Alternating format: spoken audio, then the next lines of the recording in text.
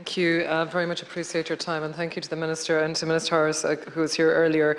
Again, just to welcome the statements here, and I mean speaking on the strategy, and as you've pointed out here in your opening statement, that it's around the key commitments around recruitment, training, development, deployment, governance and evaluation. Again, as has been mentioned by colleagues here, of course, recruitment is the key, and I suppose just around both Garda Reserve, and I really appreciate as well the highlighting here of the diversity of our Garda Reserve members would be really crucial in our communities today.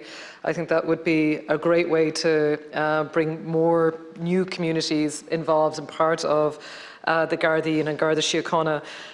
Again, just if I may, just to highlight the challenges around recruitment, as has been spoken about. There definitely has to be a better bank of knowledge and understanding why. Obviously, we have a labour force, the highest ever amount of people ever working in Ireland. Our population is increasing and people are busier and busier. And of course, the time that can be given to voluntary type activities has reduced. But I suppose I'm also looking at the numbers around recruitment in Garda Síochána and the importance of ensuring that we have a very good, strong recruitment campaign, particularly for young people in our schools, in our secondary schools, around career guidance, perhaps with transition year. Is there more that we can be doing, I suppose, through Garda Síochána in linking in with our educational system as well, and about the opportunities for young people? And also, I suppose, the long-term career when you are involved in Garda Síochána, like the career paths that are available. People might have a very stereotypical view of a Garda, but there are so many different activities that Gardaí are involved in, and how they engage with their community, and how they're such a strong part of our local communities.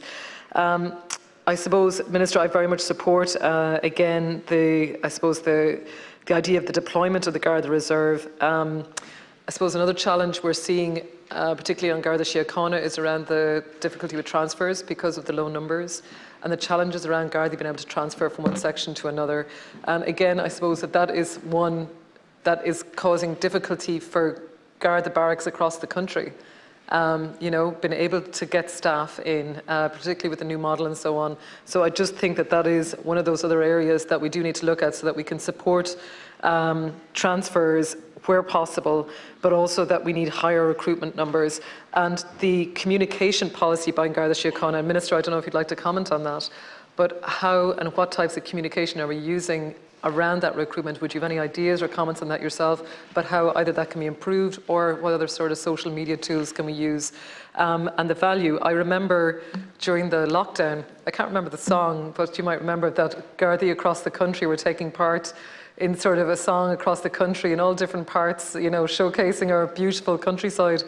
And for the life of me, I cannot remember the name of the song, but I just remember that it just brought a lot of, at a time of extreme difficulty, it just made people smile, and just really see that there is a great sense of community within our guards as well, and that's really something that's a value. It's a vocation, like a lot of things, being a guard, and I think we really need to value it as such. And maybe that value, the recognition, like you speak here, medals for people in the Garda Reserve, that recognition is so important. And Gurmila Maga, thank you, Chair.